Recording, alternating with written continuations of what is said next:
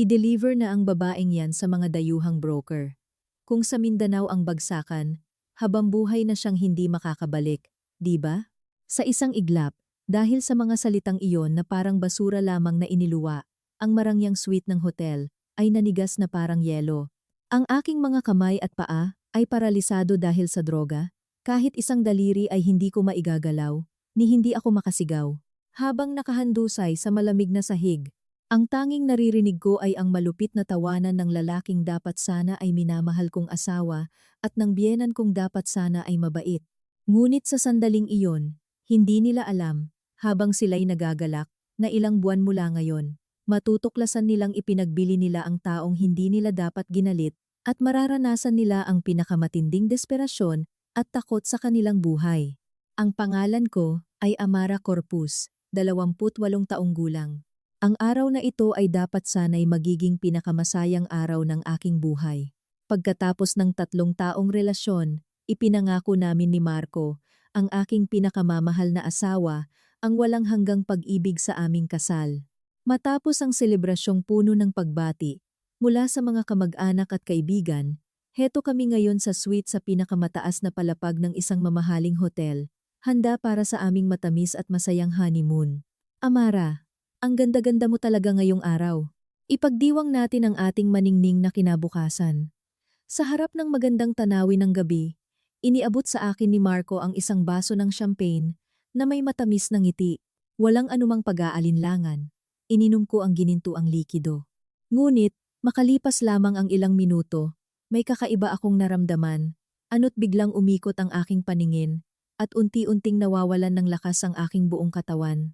Nahulog ang baso mula sa aking kamay at nabasag sa marmol na sahig. Hindi na ako makatayo at bumagsak ako na parang manikang nawalan ng tali. Marco, tulungan mo ako. Pilit kong inabot ang aking kamay ngunit wala akong maramdaman. Sa papalabong kamalayan, ang huli kong nakita ay hindi ang aking asawang nag-aapurang tulungan ako. Isang malakas na tunog ng pagbukas ng pinto ang narinig ko. Pumasok ang ina ni Marco, ang aking biyenan na si Isabel.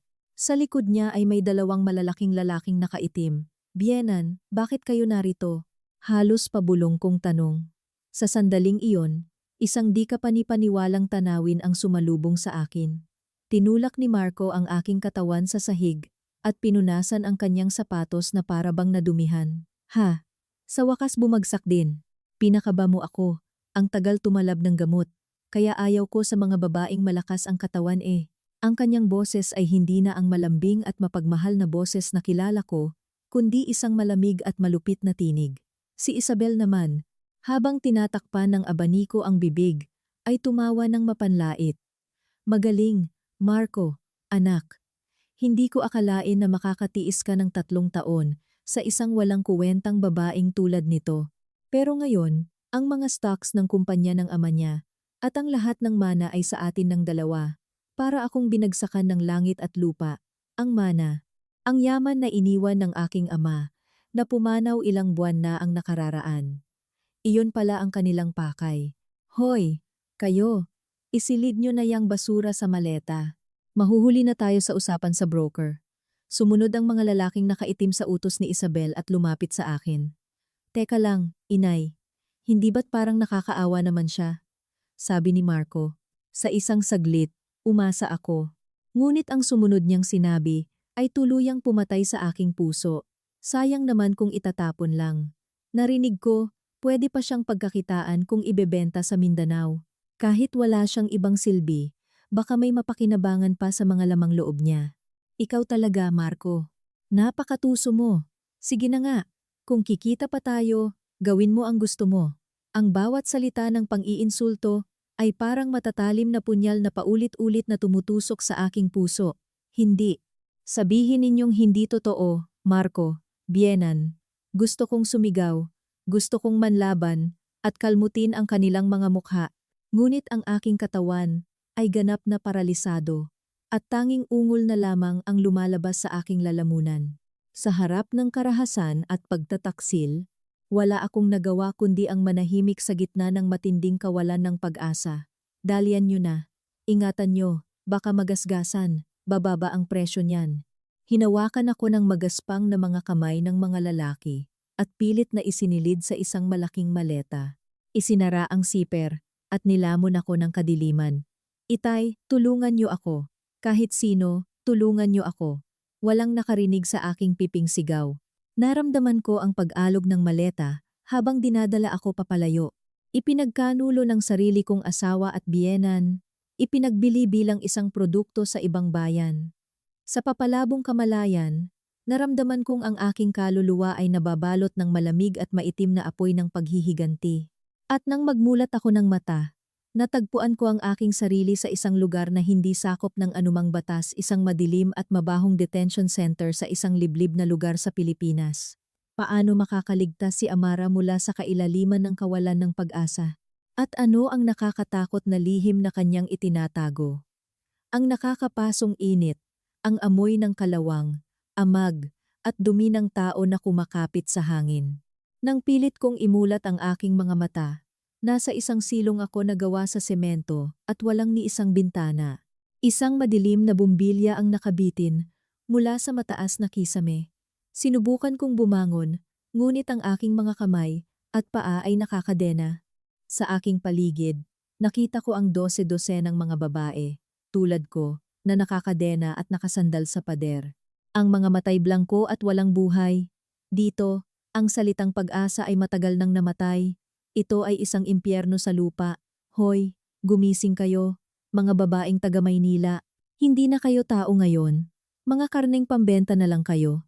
Biglang bumukas ang kinakalawang na bakal na pinto at pumasok ang mga armadong bantay. Walang awa nilang pinagsisipa ang mga babaeng takot na takot. Isang malaking lalaki na may ngising aso ang huminto sa harap ko at sinabunutan ako. Ikaw pala ang bagong dating kahapon, TSK, TSK. Ang asawa mo siguro. Gipit na para ibenta ka sa amin sa halagang ilang daang libo lang. Samantala, ang mana at stocks mo, sila na ang nagpapakasasa ngayon. Hindi lamang iyon isang pang-iinsulto. Malinaw na nag-flashback sa isip ko ang mga ngiti ni na Marco at Isabel. Tama, lahat pala ay plinano. Ang aking ama, si Don Rafael Corpus, ang nag-iisang nagtatag ng Corpus Realty, isang matagumpay na kumpanya. Iginagalang siya ng lahat dahil sa kanyang integridad at pagtrato sa mga empleyado bilang pamilya. Ngunit noong ako'y 25 taong gulang, bigla siyang pumanaw dahil sa atake sa puso. Sa gitna ng aking kalungkutan, si Marco, na bagong pasok pa lang sa kumpanya noon, ang sumuporta sa akin. Amara, poprotektahan kita habang buhay. Ang kumpanyang pinaghirapan ng iyong ama, at maging ikaw, hindi ko pababayaan. Naniwala ako sa kanyang mga matatamis na salita, ganoon din ang kanyang ina, si Isabel. Araw-araw niya akong dinadalhan ng pagkain, niyayakap ako at sinasabing, anak na kita ngayon Amara. Ngunit lahat pala iyon ay isang mahabang dula-dulaan na tumagal ng 3 taon para makuha ang yaman at pamamahala ng kumpanya mula sa akin. Sa gabi mismo ng araw na pinirmahan ko ang mga dokumento na pansamantalang nagbibigay sa kanila ng kapangyarihan sa aking ari-arian, isinagawa nila ang kanilang plano. Hoy, bingi ka ba? Babaeng walang silbi? Isang malakas na sipa mula sa combat boots ng bantay ang tumama sa aking tiyan. Naputol ang aking hininga sa matinding sakit. Ngunit hindi ako sumigaw. Kahit nakasubsob sa maruming sahig, tiningnan ko lamang siya ng malamig na tingin. Ano yang tingin mong yan? Magmakaawa ka. Ang mga senyorita na tulad mo ay dito lang nabubulok habang buhay. Patuloy niya akong sinipa sa likod at mga binti. Nalasahan ko ang dugo sa aking bibig. Ngunit hindi ako umimik. Hindi sila karapat-dapat sa aking mga salita.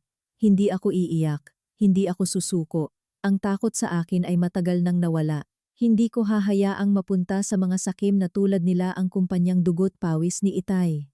Mamatay sa isang sulok ng Pilipinas, nang walang nakakaalam, hinding-hindi, mabubuhay ako, babalik sa Maynila, at hihilahin ko ang mag-inang iyon sa pinakailalim ng impyerno. Dahan-dahan kong inangat ang aking mukha at tinitigan ang lalaking sumisipa sa akin ng isang tinging walang emosyon, na parang yelo. Ang tunay na ako ay unti-unti nang nagigising. Sa sandaling iyon, hoy, tigilan mo yan. Isang malakas ngunit may awtoridad na boses sa wikang Filipino ang umalingaw-ngaw mula sa pasukan ng silong. Ang mga bantay ay biglang tumayo ng tuwid. Mula sa pinto, lumitaw ang isang matandang lalaking Pilipino na nakasuot ng mamahaling suit na may matalim na tingin. Sa likod niya ay may mga armadong bantay na tila handang pumatay. Halatang siya ang boss ng lugar na ito o higit pa. Naglakad siya palapit sa akin at nang makita ang aking mukha, namutla siya. Ikaw, hindi kaya? Ikaw ang anak ni Don Rafael Corpus? Ang nanginginig niyang tanong. Bakit kilala ng pinuno ng isang sindikato sa Pilipinas ang aking mukha? Ang sunod niyang sasabihin ay babago sa takbo ng aking kapalaran sa paraang hindi ko inaasahan. Ikaw, hindi kaya? Ikaw ang anak ni Don Rafael Corpus? Ang lalaking nakasuot ng mamahaling suit ay napaatras na parang nakakita ng multo. Nagtaka rin ang kanyang mga armadong bantay sa di pangkaraniwang reaksyon ng kanilang boss. Ang bantay na sumipa sa akin kanina ay lumapit na may pilit na ngiti. Boss, wag niyo nang pansinin ang babaeng yan. Isang kaawa-awang tanga lang yan na niloko ng asawa at ipinagbili. Kung gusto niyo boss, dadalhin ko sa likod para turuan ng leksyon. Pagkatapos, pwede na nating kunin ang mga lamang loob niya. Hindi ako sumagot. Tinitigan ko lang ang boss at ang bantay ng salitan. Hindi kailangang makipag-usap sa isang asong tumatahol lamang. Pinakiramdaman ko ang pagbabago sa hangin. Ang aking pananahimik ay lalong nagpainis sa bantay. Hoy, bingi ka ba, babaeng hayop ka? Muli niyang itinaas ang kanyang bota para sipain ako. Sa sandaling iyon, sino ang kinakausap mo ng ganyan? Isang malagim na tunog ang umalingaw-ngaw sa silong. Lumipad ang katawan ng bantay. Ang boss mismo ang sumuntok sa mukha ng bantay ng buong lakas. Tumalsik ito, bumagsak sa pader, at nangisay bago tuluyang hindi gumalaw. Lahat ay natigilan. Ang boss ay humihingal sa galit, at sa sumunod na iglap, ginawa niya ang isang bagay na hindi inaasahan ng lahat. Lumuhod siya sa harap ko sa maruming sahig. Senyorita, patawarin niyo po ako sa paglapastangan ng aking tauhan. Pakiusap, patawarin niyo po ako. Isang makapangyarihang pinuno ng sindikato na nakaluhod at nagmamakaawa. Sino ka? Bakit mo kilala ang pangalan ng aking ama? Tanong ko. Inangat niya ang kanyang mukha na may luha sa mga mata. Ako po si Ricardo. Sa ngayon, ako ang namamahala sa lugar na ito. Pero 15 taon na ang nakalilipas. Sa Maynila, tinraidor ako ng aking mga kasama at muntik nang mapatay. Ang inyong ama, si Don Rafael, ang tumulong sa akin kahit hindi niya ako kilala. Binigyan niya ako ng malaking halaga para makatakas at magsimulang muli. Siya ang nagligtas sa buhay ko. Ang kwento ni Ricardo ay ikinagulat ko. Ang aking ama, nakilala ko bilang isang matapat na negosyante, ay may pusong mas malalim pa sa dagat na handang tumulong kahit sa mga taong nasa gilid ng batas. Para kay Ricardo, ang aking ama ay isang Diyos. Utang ko sa kanya ang aking buhay. Hindi ko akalain na ang kaisa-isang anak ng taong iyon ay mapupunta sa aking mga kamay. Kalagan niyo siya. 1, 2. Agad akong kinalagan ng kanyang mga tauhan. Mula sa pagiging isang bilihin sa impyerno, naging pinakamahalagang panauhin ako sa loob lamang ng ilang minuto. Senyorita, ihahatid ko na po kayo pabalik ng Pilipinas. At ang mag-asawang gumawa nito sa inyo, ipapadala ko ang aking mga tauhan para tapusin sila ngayong gabi. Ang mga mata ni Ricardo ay seryoso. Isang kumpas lang niya. At bukas, sina Marco at Isabel ay lulutang na sa Ilog Pasig. Iyon ang pinakamadali at pinakatiyak na solusyon. Ngunit, umiling ako. Hindi, huwag, Ricardo. Masyadong madali para sa kanila ang mamatay. Natigilan si Ricardo. Tumayo ako at hinaplos ang mga pulang marka ng kadena sa aking pulso, habang may malamig na ngiti sa aking mga labi. Dapat nilang maranasan ang higit pa sa naranasan ko. Isang impyernong mas masahol pa sa kamatayan habang sila'y nabubuhay. Para dyan, Ricardo, kailangan ko ang tulong mo. Tulong? Sabihin niyo lang po, senyorita. Gawin mo akong isang taong hindi kayang galawin ng sinuman sa Pilipinas, o kahit sa buong mundo. Isang bagong tao, isang bilyonarya. At sa harap nilang dalawa, babalik ako ng hindi nila namamalayan. Sa aking mungkahi, kahit si Ricardo, na isang batikang pinuno ng sindikato, ay sandaling natulala at kinilabutan. Doon, sa kasulok-sulukan ng isang madilim na lugar, nagsimula ang pagbubukas ng telon para sa isang enggrande at malupit na paghihiganti laban kina Marco at Isabel. Ngunit, sa aking pagbabalik sa Pilipinas, natuklasan kong ang dalawang iyon ay gumagawa pa ng mas matinding kasamaan na hindi ko sukat akalain. Makalipas ang 6 na buwan, sa entrance ng isang mamahaling gusali ng opisina sa puso ng Maynila, isang babae ang bumaba mula sa isang sasakyan. Nakasuot ng itim na damit mula sa isang sikat na brand, at may malaking salamin sa mata na nagtatago sa kalahati ng kanyang mukha. Pinalilibutan siya ng mga malalaking dayuhang bodyguard. Ang kanyang aura ay napakalakas na napapalingon ang lahat sa kanya. Ang kanyang pangalan ay Alessia Sai, ang batang kinatawan ng isang malaking investment fund mula sa Singapore. Siyempre, iyon ay isang pagkukunwari.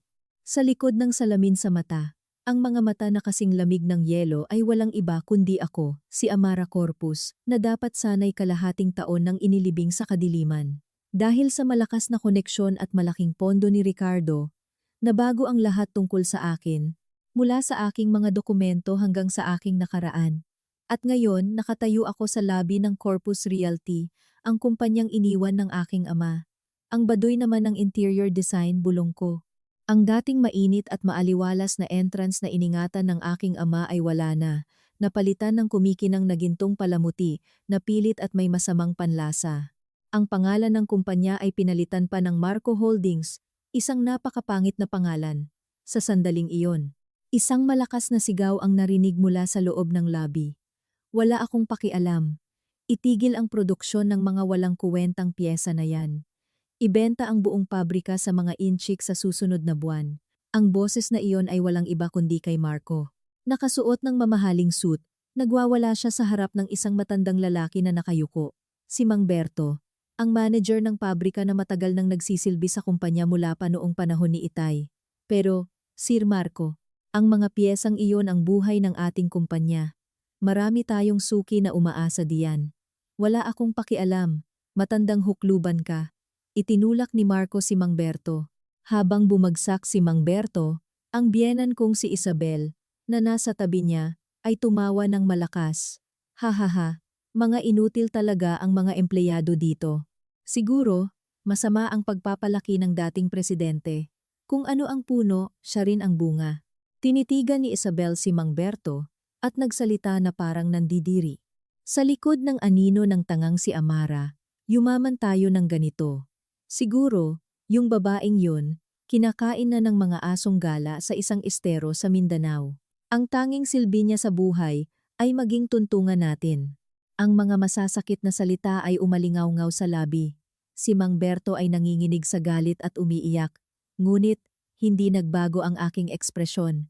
Hindi ako sumigaw o tinulungan si Mang Berto. Tahimik ko lang na inilagay sa aking isipan ang kanilang mga karumal-dumal na anyo. Kung magpapadala ako sa emosyon ngayon, hindi magiging perpekto ang aking paghihiganti. Dahan-dahan kong inalis ang aking salamin sa mata at naglakad palapit sa kanila. Mukhang masigla ang kumpanyang ito. Sa aking mahinahong boses, sabay silang napalingon. Ang mga mata ni Marco ay nanlaki, na parang nakakita ng isang diyosa. Siyempre, sa ganda ng aking ayos, imposible para sa isang hangal na lalaki na makita ang anino ng hamak na si Amara. Sino po sila? Magandang araw. Ako si Alessia C., kinatawan ng isang investment fund mula sa Singapore. Narito ako para sa posibleng pagbili ng inyong kumpanya.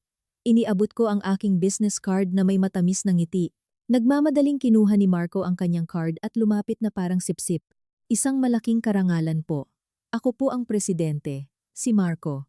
Hindi ko akalain na ganito kaganda ang isang kinatawan. Nahulog na siya sa aking bitag.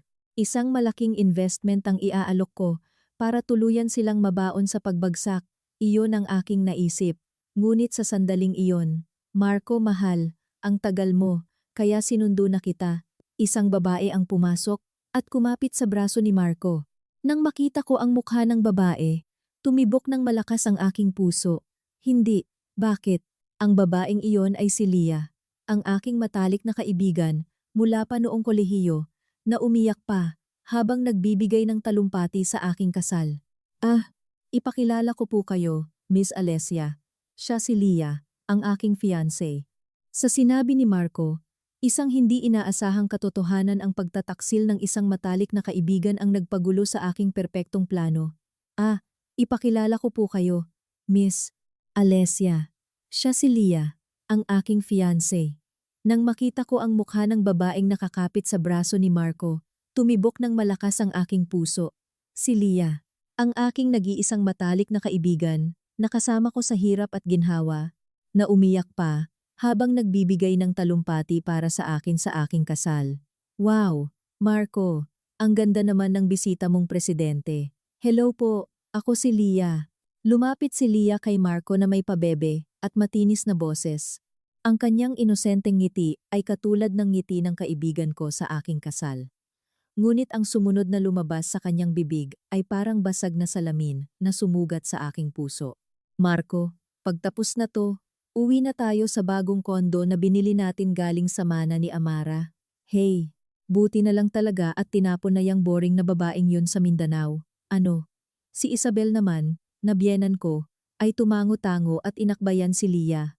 Oo nga, Leah, ikaw ang pinakamagandang nobya, hindi tulad ng madilim na si Amara. Hindi nga niya alam na matagal ka ng kabit ni Marco at ikaw ang nagbibigay sa amin ng lahat ng impormasyon sa kumpanya. Ang tanga niya, hanggang sa huli, naniwala siya sa'yo.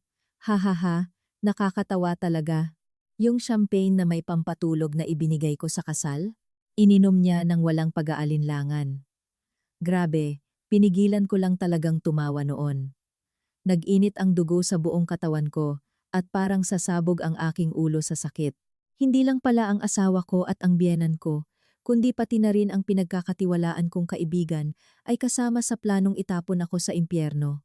Ang buhay ko pala ay isang malaking katatawanan at pinagkakitaan lang para sa kanila.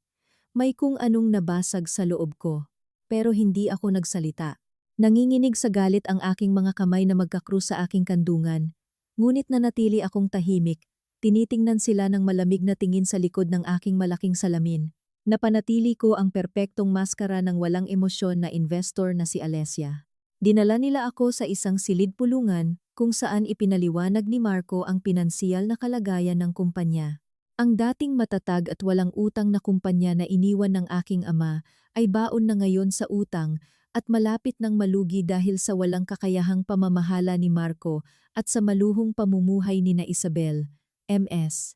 Alessia, kaya kailangan namin ng 5 bilyong piso na puhunan mula sa inyong pondo. Lumapit si Marco sa mesa na may nananabik na ekspresyon. Siyempre, papalitan namin ang mga luma at walang silbing empleyado. Sa katunayan, ngayong araw, sisibakin namin ang matandang factory manager at ang iba pang 100 empleyado mula pa sa panahon ng dating presidente nang walang retirement pay. Malaki ang matitipid namin sa sweldo. Si Mang Berto, na nakatayo sa isang sulok, ay naglakas loob na magsalita. Sir Marco, pakiusap. Huwag po, may mga pamilya po ang mga empleyado. Tumahimik ka. Ang sabi ng dating presidente, pamilya ang mga empleyado. Wala akong pakialam sa sinabi ng patay na yon. Tumayo si Marco at ibinuhos ang mainit na kape sa mukha ni Mang Berto. Aray, hoy, Berto, pirmahan mo to ngayon din.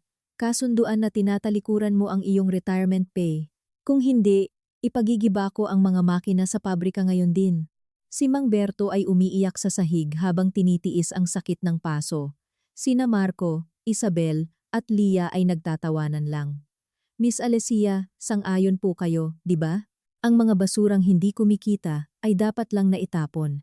Pakiusap, kayo na po ang magsabi sa matandang ito. Natanggal na siya. Ngumiti si Marco ng malupit. Nasa bingit ako ng alanganin. Kung tutulungan ko si Mang Berto ngayon, mabubunyag ang aking pagkatao at masisira ang lahat ng aking plano. Ngunit kung hahayaan ko sila, mawawalan ng trabaho ang mga tapat na empleyado ng aking ama at tuluyan ng magiging demonyo ang aking puso. Ano ang gagawin ko? Habang nanginginig kong ibubuka ang aking bibig, lumapit si Leah sa akin. Tinitigan niya ako ng malapitan at may ibinulong sa aking tainga. Teka, Miss Alessia, hindi kaya? Ikaw si Amara? Tumibok ng malakas at kabado ang aking puso. Teka, Miss Alessia, hindi kaya? Ikaw si Amara? Sa sobrang lapit ni Leah, naamoy ko ang kanyang matapang na pabango at naramdaman ang kanyang malagkit na tingin. Sandaling nanigas ang aking puso. Dahil matagal niya akong naging kaibigan, marahil may napansin siyang pamilyar sa aking kilos o anyo. Pero hindi ako natinag. Walang kurap at malamig ko siyang tinitigan at nanatili akong tahimik. Hindi niya nakayanan ang aking tingin at napaatras siya. Sa sandaling iyon, humalakhak ng malakas si Marco. Ano ka ba, Lia? Huwag kang magbiro ng ganyan. Nakakahiya kay Miss Alessia. Tinapik ni Marco ang balikat ni Lia at ngumiti sa akin ng pilit. Miss Alessia, pasensya na po. Si Amara po kasi yung dati kong asawa. Isang babaeng boring at walang kwenta. Imposibleng maging siya kayo, na napakaganda. Yung babaeng yon, siguro kinakain na ng asong gala sa estero sa Mindanao. Basura lang po yon. Tumawa rin si Isabel. Oo nga, Lia. Huwag mo nang isipin ang babaeng yon. Kalimutan mo na siya. Ha ha ha. Oo nga. Ang tanga-tanga kasi ng babaeng yon. Miss Alessia, pasensya na po kung na-offend ko kayo. Minamahal na asawa, iginagalang na biyenan, at pinagkakatiwalaang kaibigan. Ang bawat masasakit na salita na lumalabas sa kanilang bibig ay parang lason. Kung ako ito noon, baka umiyak na ako. Pero ngayon, iba na ako. Habang lalo nila akong iniinsulto, mas lalong nag-aalab ng tahimik at marahas ang apoy ng paghihiganti sa aking puso. Tapos na ba ang walang kuwentang usapan? Sabi ko sa isang napakalamig na boses. Natahimik silang tatlo. Tungkol sa 5 bilyong piso, may kondisyon ako. Hindi ako papayag na tanggalin ang mga empleyado kasama na si Mang Berto. Bakit po? Hindi naman sila kumikita. Tumahimik ka, sabi ko. Natigilan si Marco. Kinuha ko mula sa aking bag ang isang makapal na kontrata at inilapag sa mesa. May isang sikreto akong nalalaman na hindi nila alam. Ang yaman ng Corpus Realty na inakala nilang nakuha nila ay isang maliit na bahagi lamang ng tunay na yaman ng aking ama. Bago siya pumanaw, naramdaman na ng aking ama ang masamang balak ni Marco. Kaya inilipat niya ang pangunahing teknolohiya ng kumpanya at ang malaking bahagi ng kanyang personal na yaman sa isang dummy company sa Switzerland, ang Sai Holdings, na tanging ang aking retinal scan at biometric data lang ang makakapagbukas. Ang 5 bilyong piso na inaalok ko sa kanila ay galing mismo sa aking sariling pera. Hindi nila alam na ang kumpanyang inaakala nilang pag-aari nila ay isa na lamang hungkag na shell. Para makuha ninyo agad ang 5 bilyon, kailangan ninyong pirmahan ang comprehensive power of attorney na ito. Isasanla ninyo sa aking pondo ang lahat ng inyong personal na ari-arian at ang lahat ng karapatan sa pagboto sa kumpanya. Nag-alinlangan si Marco. Isang mapanganib na kontrata na maaaring maging mitsa ng kanilang pagbagsak. Sa sandaling iyon, isang di inaasahang tao ang kumilos. Si Mang Berto. Tinitigan ni Mang Berto ang aking kanang kamay na nasa ibabaw ng mesa, sa aking kalingkingan. May isang maliit na peklat na hugis gasuklay na nakuha ko noong bata pa ako sa pabrika. Isang peklat na hindi kayang itago ng make-up. Nang makita ito ni Mang Berto, nanlaki ang kanyang mga mata.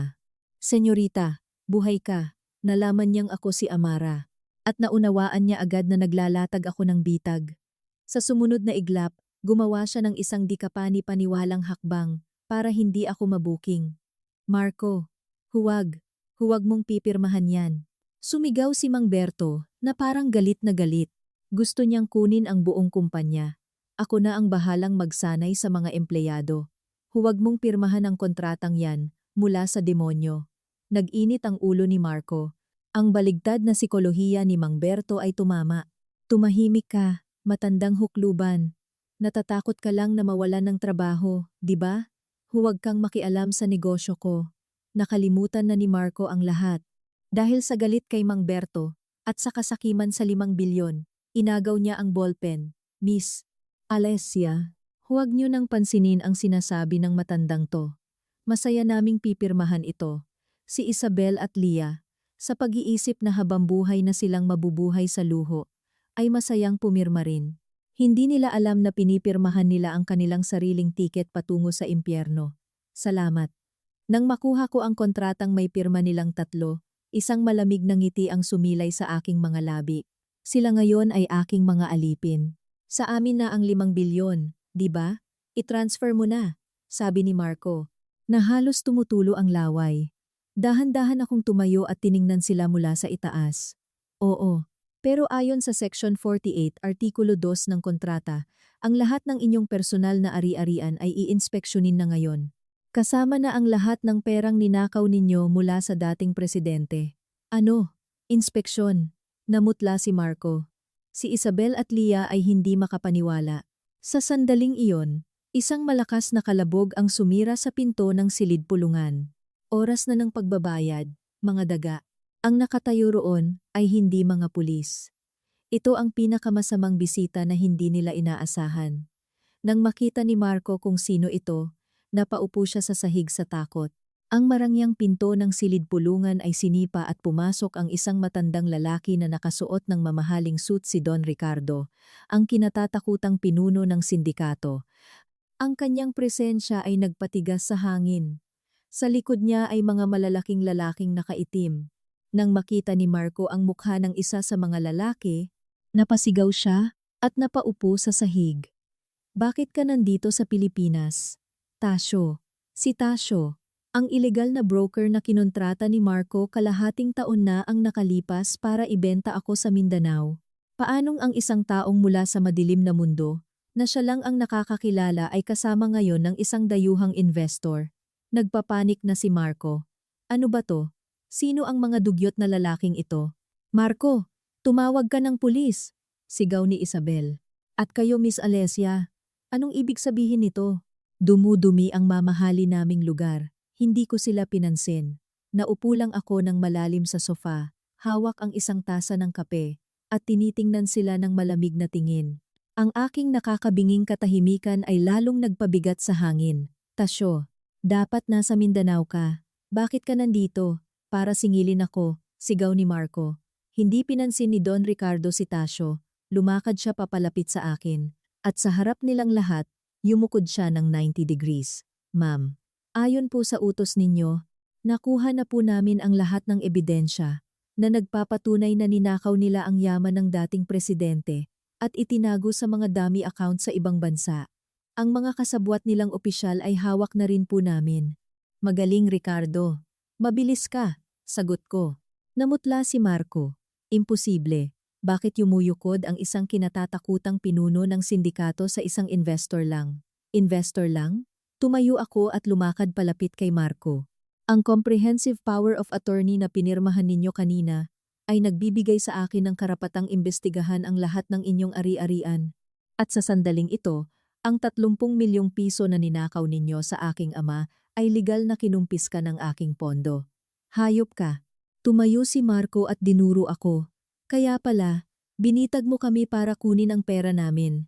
Ang tuso mo. Pero nagkakamali ka. Ang susi sa Swiss bank account, hinding-hindi nyo makukuha yan. Napangiti sina Isabel at Leah. Tama. Ang master key ay laging daladala ni Marco. Pwede kaming lumipad papuntang Dubai ngayon din at magpakasaya habang buhay. Kawawa ka. Akala mo matatalo mo kami. Mamatay ka sa impyerno tulad ni Amara. Nagtawanan sila. Ang master key. Totoo, kung hawak nila iyon, may paraan pa silang makatakas. Halika na, Leah, inay, iwanan na natin ang kumpanyang to. Punta na tayo sa airport.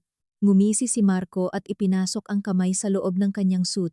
Ngunit sa sumunod na iglap, namutla siya. Wala. Wala rito. Nasaan ang susi? Hinahanap niya ito sa lahat ng kanyang bulsa. Hinubad pa ang kanyang suit para tingnan. Ngunit wala ang master key. Sa sandaling iyon, ito ba ang hinahanap mo? Isang boses ang narinig mula sa pinto. Isang di inaasahang tao ang pumasok. Pinaglalaruan ang isang pilak na susi sa kanyang mga daliri. Nang makita nila kung sino iyon, parang tinamaan sila ng kidlat. Ikaw, bakit? Bakit? Bakit nasa iyo yan? Ang tanging paraan nila para makatakas ay tuluyan ng gumuho. Ito ba ang hinahanap mo?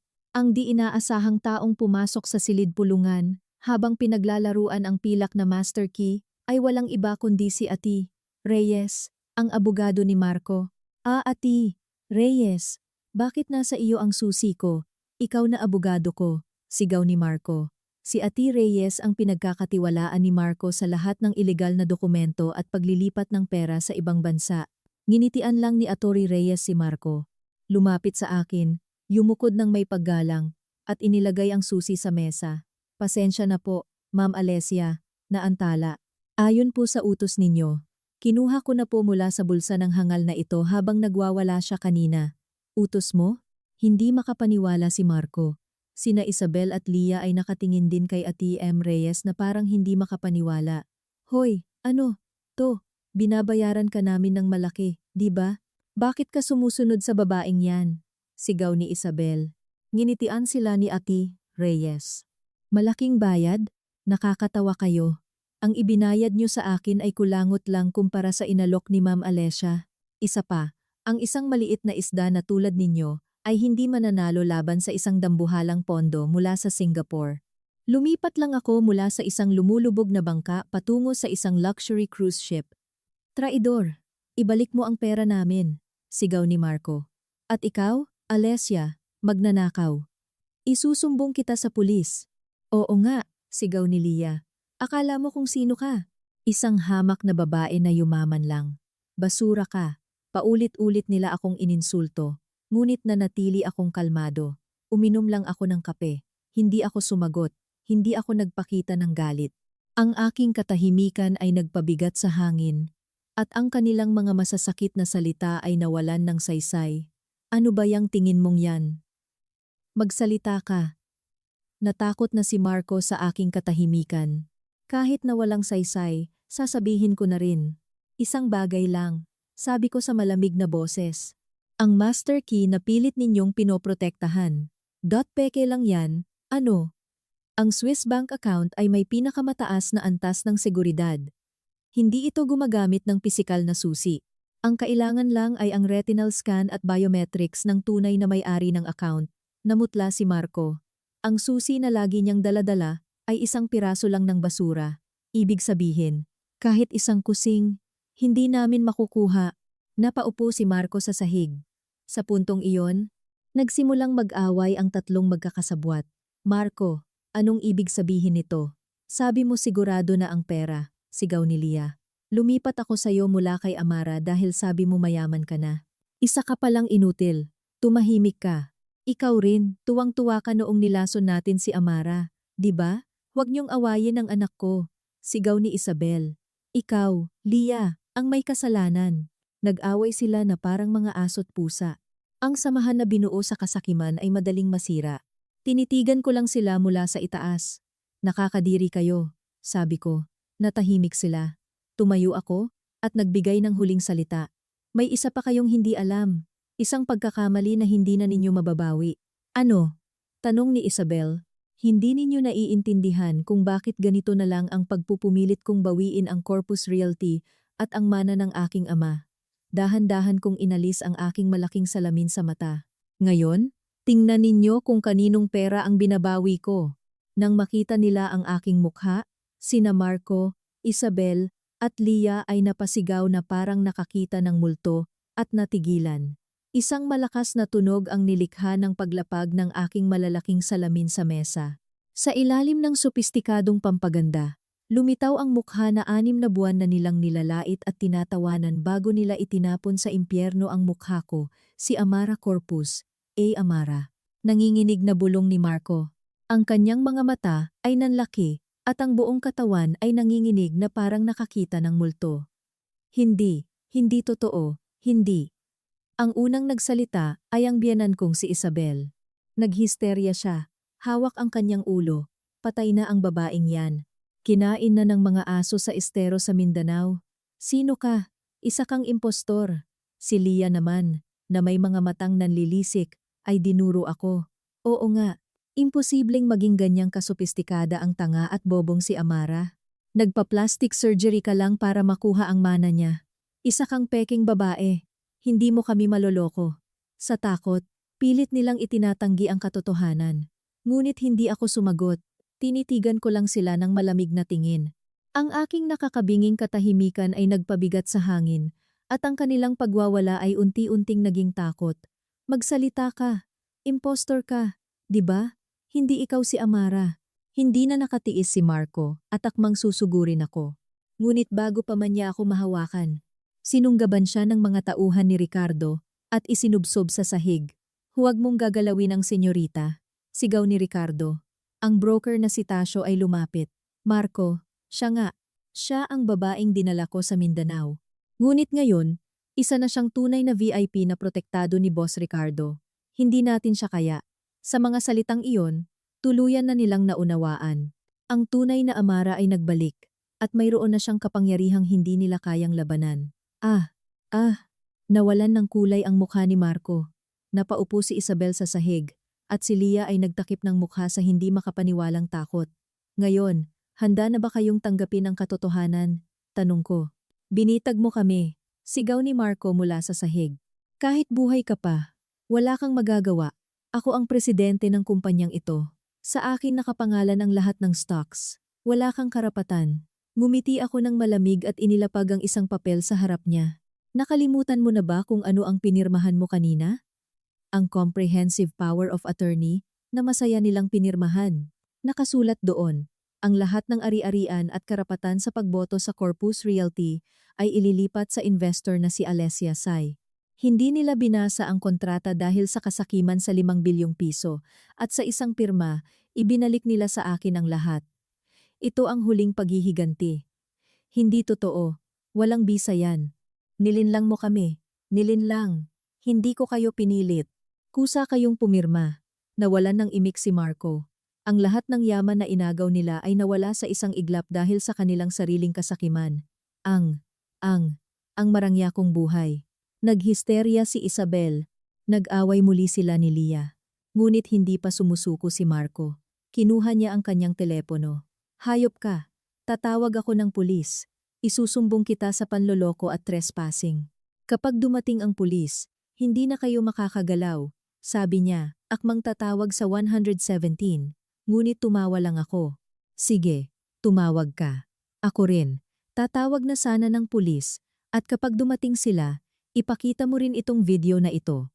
Ang video noong araw na akala ninyo, walang sino mang nakakakita. Nag-snap ako ng daliri. Bumukas ang malaking monitor sa silid, at isang video ang nag-play.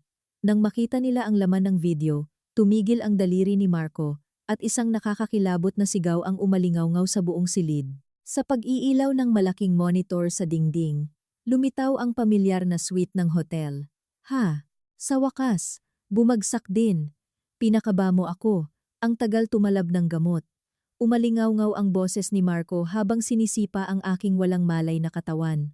Mula sa gilid ng screen, pumasok si Lia na tumatawa. Marco, effective talaga ang pampatulog na binigay ko, ano?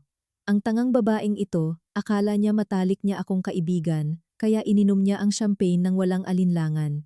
Nakakatawa. Ang tanawin kung saan si Lia, ang aking matalik na kaibigan, ay tinutusok-tusok ng kanyang takong ang aking mukha, habang ako'y nakahandusay ito ang tiyak na ebidensya ng kanilang karumal-dumal na krimen. Nahulog ang telepono mula sa kamay ni Marco. Namutla si Isabel at nanginginig, habang si Lia ay sumigaw at nagtakip ng mukha. Paano? Bakit may video?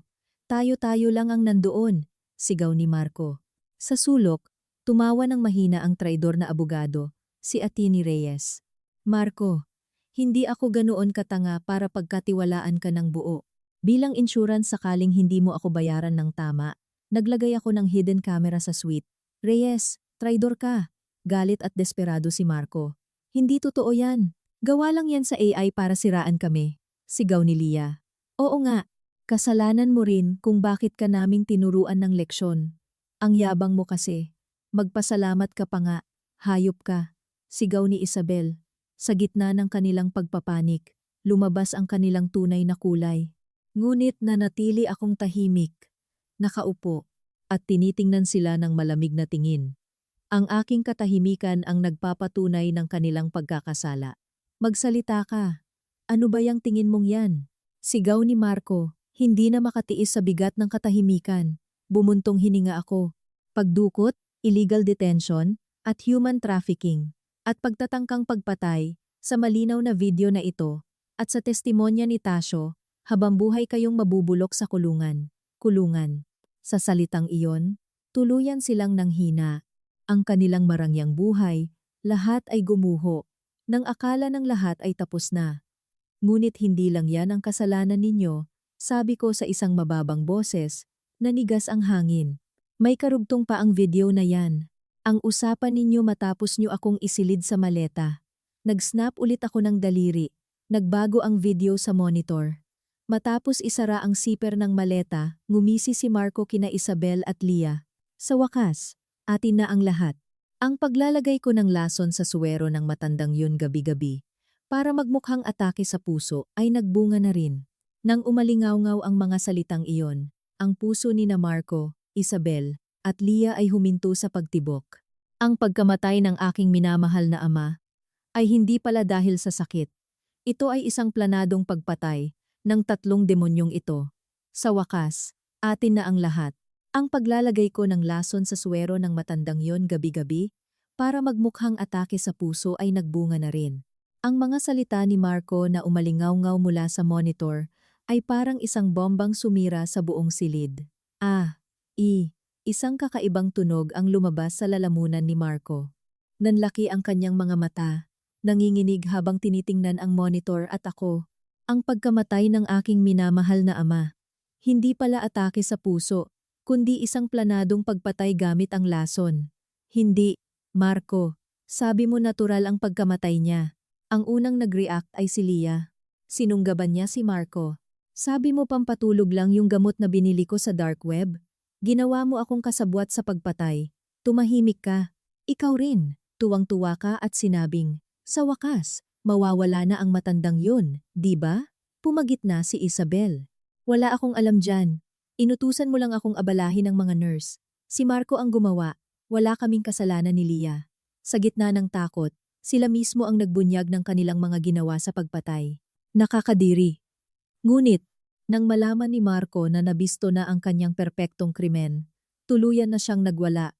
Tinitigan niya ako ng mga matang nag-aapoy. Oh, ano ngayon? Yung matandang hukluban na yon. Tinanggihan lahat ng business plan ko. Karapat-dapat lang siyang mamatay. Pagkatapos, sunod-sunod na masasakit na salita ang ibinato niya sa akin. Kasalanan mo rin to. Hindi mo man lang namalayan na pinapatay na ang tatay mo at niloloko ka ng kaibigan mo. Isa kang tanga. Wala kang kuwenta. Huwag mo akong pagsabihan hayop ka. Sa kabila ng lahat ng iyon, hindi ako natinag. Walang galit, walang luha. Tinitigan ko lang siya ng malalim at madilim na tingin. Ang aking nakakabinging katahimikan ay unti-unting lumamon sa kanyang pagwawala. Ano ba yang tingin mong yan? Magsalita ka. Sa sandaling iyon, bumukas ang pinto at pumasok ang isang di inaasahang tao. Nakakahiya ka, Marco. Nang makita ni Marco kung sino ito, napasigaw siya na parang nakakita ng multo. Dr.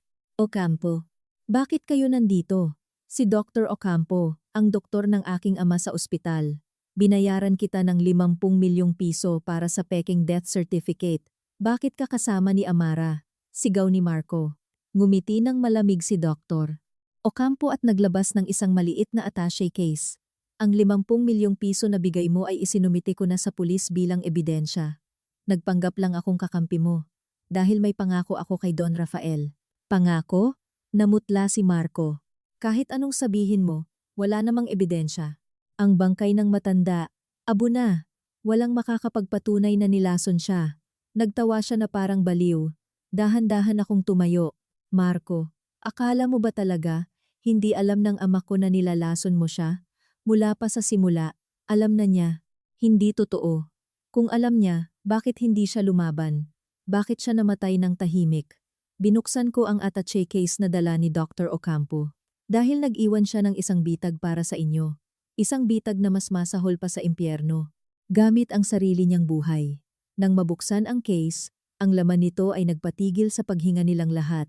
Isang malakas na tunog ang maririnig ng buksan, ang attaché case. Ang laman nito ay nagpatigil sa kanilang mga mundo. Sa loob, may mga test tube na naglalaman ng maitim na likido, mga sample ng buhok at isang itim na tablet. Ano to? Nanginginig na tanong ni Marco. Sample ng dugo at buhok ni Don Rafael, paliwanag ni Dr. Ocampo.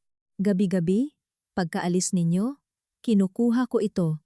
Dito nakatala kung paano unti-unting kumalat ang lason sa kanyang katawan, isang ebidensya na magpapatunay sa inyong krimen. Ito ang huling pamana ng ama mo na ginamit niya ang sarili niyang buhay. Napahiyaw sina Lia at Isabel at gumapang sa sahig. Ang kanilang perpektong krimen ay nabisto. Ngunit si Marco ay tuluyan ng nabaliw. Hayop kayo. Kaya pala namatay ang matandang yon, para lang mag-iwan ng ebidensya. Para protektahan ang isang walang kuwentang anak na tulad mo. Nakakadiri kayong mag-ama. Hindi ako natinag sa kanyang mga insulto. Tinitigan ko lang siya ng malamig at walang emosyong mga mata. Ang aking katahimikan ang pinakamabigat na parusa. Ano ba yang tingin mo? Magsalita ka. Pinindot ni Doktor. Ocampo ang play button sa tablet. Lumitaw ang isang video. Marco, Isabel, at Lia. Umalingaw-ngaw ang boses ng aking ama. Ang ama ko sa screen ay payat at maputla, ngunit ang kanyang mga mata ay matalas. Kung pinapanood ninyo ito, ibig sabihin, ang anak kong si Amara ay nakabalik na mula sa impyernong ginawa ninyo. Nagpatuloy siya. Akala ninyo, nakuha ninyo ang aking yaman. Nagkakamali kayo. Tumahimik ka. Patay na. Sigaw ni Marco. Kahit anong sabihin mo, nagpakasasa kami sa pera mo sa loob ng 6 na buwan. Ngumiti ang aking ama sa screen. Akala mo ba hahayaan kung kahit 1 sentimo ay mapunta sa inyo? Ang perang ginastos ninyo, hindi yon galing sa akin. Ano? Kung hindi sa kumpanya, kaninong pera yung ginagastos namin? Sa sandaling iyon, lumapit si Don Ricardo. Si Don Rafael, bago mamatay, ay inilipat ang lahat ng kanyang yaman sa account ni Senyorita Amara. Ang bank account na ginamit ninyo ay konektado sa sindikato ko. Isang pautang na may pirma mo, Marco. Ha? Ang perang winaldas ninyo sa loob ng 6 na buwan ay isang utang sa akin na may napakataas na interes. Nang maunawaan nila ang lahat, namutla sila na parang mga patay. Ang pinakamalaking bitag ng aking ama ay hindi lang ang ebidensya. Habang lalo silang nagpapakasasa, lalo silang nababaon sa utang sa sindikato. Ngayon, Marco, gusto mo bang malaman kung magkano na ang utang ninyo kasama ang interes? Inilabas ni Ricardo ang isang singil at inihagis sa harap ni Marco. Ang halaga ay nakasulat doon. Ang halaga at ang paraan ng pagbabayad na sinabi ni Ricardo ay nagpabaliw kay Marco at napasigaw siya ng malakas. Ngayon, Marco, gusto mo bang malaman kung magkano na ang utang ninyo, kasama ang interes? Inihagis ni Ricardo ang isang singil sa harap ni Marco. Ang nakasulat, 1 bilyong piso. 1 bilyong piso. Halos lumuwa ang mga mata ni Marco. Sino ang umutang ng ganyang kalaki? Ang pinirmahan ko ay para sa investment. Ang kontratang iyon ay nasa Ingles. Hindi mo man lang binasa kung ano ang pinipirmahan mo. Basta't may kikitain kang pera, pumirma ka lang. Pinirmahan mo ang isang kasunduan sa pautang mula sa akin, sabi ni Ricardo. Nawala ng imik si Marco. Ang kasakiman niya ang nagdala sa kanya sa bitag na ito na inihanda ng aking ama. Sa gitna ng desperasyon, tuluyan nang nabaliw si Marco. Mga demonyo kayo. Isang walang kuwentang babae na tulad mo. Paano mo kami nagawang bitagin? Ang ama mo, kahit patay na, nanggugulo pa rin. Nakakadiri kayo. Hindi ako natinag. Ang aking katahimikan ay mas mabigat pa sa anumang sigaw. Ano ba yang tingin mo? Magsalita ka. Magmakaawa ka. Baka patawarin pa kita. Sigaw ni Marco. Sa gitna ng kaguluhan, isang di inaasahang bagay ang nangyari. Ricardo, kunin niyo na siya. Wala akong kinalaman dyan. Itinulak ni Isabel si Marco. Ayan ang ebidensya na gusto pa niya akong ipapatay para sa insurance. Inay, traidor ka. Sinipa naman ni Lia si Marco. Oo nga, niloko niya lang ako. Kung kukunin ninyo ako, kaya kong magtrabaho sa sindikato niyo. Ang asawa, biyenan, at kaibigan na minsan kong minahal ay nag-aaway-away na ngayon, nagtuturuan at nagtatraiduran dahil sa pera. Ito ang tunay na impyerno na inihanda ko para sa kanila. Nakakadiri kayo, sabi ko. Sayang lang, sabi ni Ricardo. Kayong dalawa, Isabel at Lia, ay mga co-makers sa utang ni Marco. Walang sino man sa inyo ang makakatakas. Namutla silang dalawa. Dadalhin kayong 3 sa isang minahan sa ilalim ng lupa sa Mindanao. Hindi kayo makakakita ng sikat ng araw hanggang hindi nyo nababayaran ang 1 bilyon. Habang buhay kayong magiging alipin. Lumapit ang mga tauhan ni Ricardo at sinunggaban sila. Hindi. Amara, patawarin mo kami. Parang anak na kita, di ba? Sigaw ni Isabel. Amara, Magkaibigan tayo, di ba? Patawarin mo ako, sigaw ni Leah. Tinitigan ko lang sila ng malamig na tingin, nang akala kong tapos na ang lahat. Leah, hayop ka. Nakawala si Marco. Dinampot ang isang paper knife sa mesa at sumugod sa akin. Kung pupunta ako sa impyerno, isasama kita. Mamatay ka, Amara. Ang talim ay papalapit sa aking puso. Walang oras para umilag. Sa sandaling iyon, kung pupunta ako sa impyerno, isasama kita. Mamatay ka, Amara. Ang matalim na paper knife ay papalapit sa aking puso. Huli na ang lahat. Ngunit sa huling sandali, hinding-hindi mo magagalaw ang senyorita. Isang di inaasahang tao ang humarang si Mang Berto. Ang matandang factory manager na kanina lang ay nakahandusay sa sahig. Ginamit niya ang kanyang katawan bilang panangga. Isang malagim na tunog ang umalingaw-ngaw. Ang talim ay bumaon sa dibdib ni Mang Berto. Mang Berto! Sigaw ko. Sinunggaban ng mga tauhan ni Ricardo si Marco. Hahaha, magsama kayo sa impyerno. Sigaw ni Marco. Ngunit bigla siyang natahimik. Si Mang Berto ay nakatayo pa rin, walang dugo, at hindi nasasaktan. Ang senyorita na pinrotektahan ng kanyang ama, hanggang sa huling hininga, hindi mo sasaktan. Hayop ka. Hinugot ni Mang Berto ang kutsilyo mula sa kanyang dibdib. Ang dulo nito ay bumaon sa isang bagay na nasa kanyang bulsa, isang makapal na piyesang metal. Ang mismong piyesa na tinawag ni Marco na basura at ipinatapon kanina. Ang prototype na sumisimbolo sa husay ng Corpus Realty. Ang basurang tinawag mo, Marco, ang nagligtas sa buhay ng senyorita. Ito ang bigat ng kaluluwa ng kumpanyang ito at ng yumaong presidente. Nawalan ng imik si Marco. Ang mismong bagay na kanyang nilait ang naging dahilan ng kanyang huling kabiguan. Sa gitna ng kanyang pagkabaliw, nagpatuloy siya sa pagmumura. Ngunit nanatili akong tahimik. Ang aking malamig na tingin ang nagpatahimik sa kanya. Ricardo, ihanda na ang pag-alis nila. Pumasok ang mga tauhan ni Ricardo na may dalang 3 malalaking itim na maleta. Ang mismong mga maleta na ginamit nila para sa akin. Oras na para sa biyahe ninyo papuntang Minahan sa Mindanao. Hindi kayo makakakita ng araw hanggang mabayaran ninyo ang utang ninyo. Pilit silang isinilid sa mga maleta. Hindi, patawad. Amara, tulungan mo kami. Noong isinilid ninyo ako sa kahon na ito, paralisado ako at hindi makapagsalita. At pinanood niyo lang ako habang tumatawa. Hindi ito paghihiganti. Ito ang karma na dulot ng sarili ninyong kasakiman. Mabulok kayo sa impyerno. Isinara ang mga siper. Ang kanilang mga sigaw ay naging mga ungol na lang sa loob. Senyorita, kami na po ang bahala sa mga basurang ito. Kahanga-hanga po kayo.